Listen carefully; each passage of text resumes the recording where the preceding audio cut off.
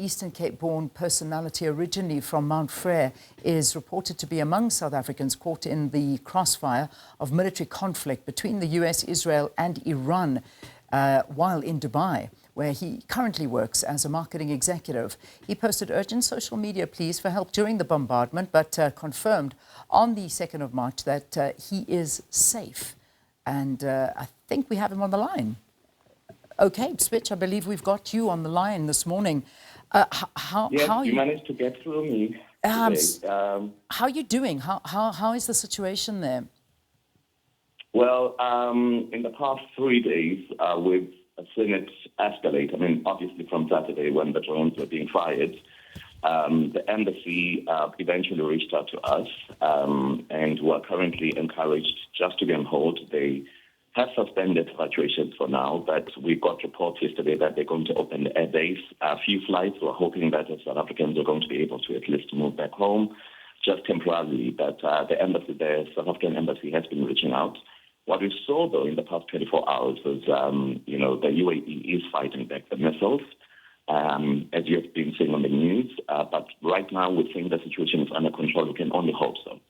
So in terms of what you're hearing at the moment, when we last spoke to some South Africans that were in Dubai, there were definitely sounds of missiles and drones and all of those things that were overhead. Have you found that that's now sort of quietened down? Today we wake up, it feels like it was quietened down, but yesterday we were hearing quite a lot of them, like throughout the day. And we hope the situation is going to stabilize today, and honestly that the airbase is going to open.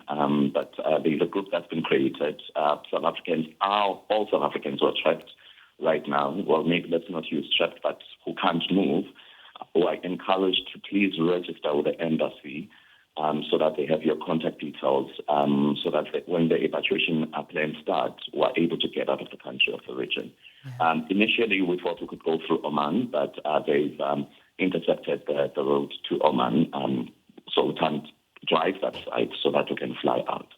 But yeah, we're hoping today that at least, even if it's a route, we had reports yesterday that they will open the route to Cape Town so that at least South Africans can fly there now. Yeah, yeah. But yeah, that's the situation right now. We really hope today is going to be calmer. We haven't had anything, but with what we've seen with the US, especially now the latest reports, we really hope that the situation is going to stabilize so that South Africans can move back home. Yeah, indeed, and it's a nerve-wracking time. It certainly is, and one where I imagine you just don't know from one second to the next. But it is indeed good news that some flights are taking off and that South Africans are able to make their way there. When were you scheduled to leave? What was your arrangements? We hope we can. We hope South Africa is on the list of those countries that are going to be opened.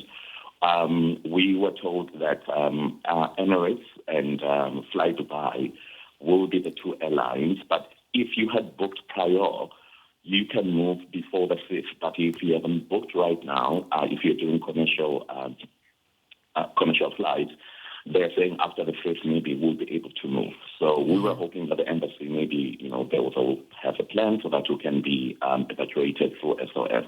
Yeah. But we're still waiting and we're hopeful.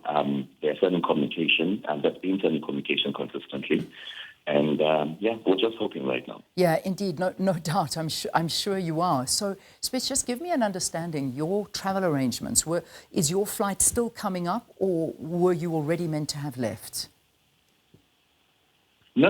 We're still. I was actually in South Africa and came back a few days ago to be in this situation. Yeah. But yeah. Okay, so you may be on a priority list in terms of those that have missed their flights are now being caught up. Yes, so hopefully you will be on it. In terms of contact from the South African International Relations Department, also assistance in terms of accommodation, and this is obviously an expensive exercise to stay on. Have you been assisted from the UAE government, as they have been saying, and in terms of help from the South African side, how has that been? No, definitely. The ECHO has been in contact. They reached out. They've been trying to calm us down to say they are looking at it. But as I said yesterday, as I said earlier, yesterday they suspended the evacuation plan. So they can't evacuate for now.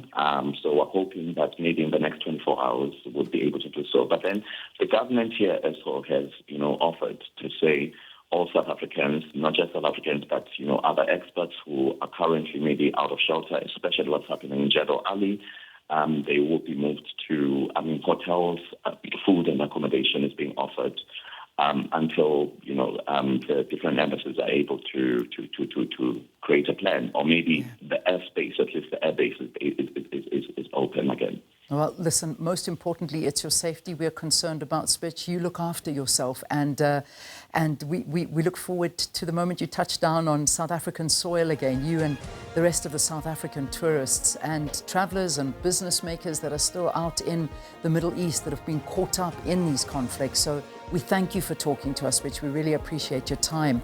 Spitch Nzawumbi is an Eastern Cape-born media personality, and he was speaking to us from Dubai and hoping that he'll be able to get onto a flight and come back to South Africa soon.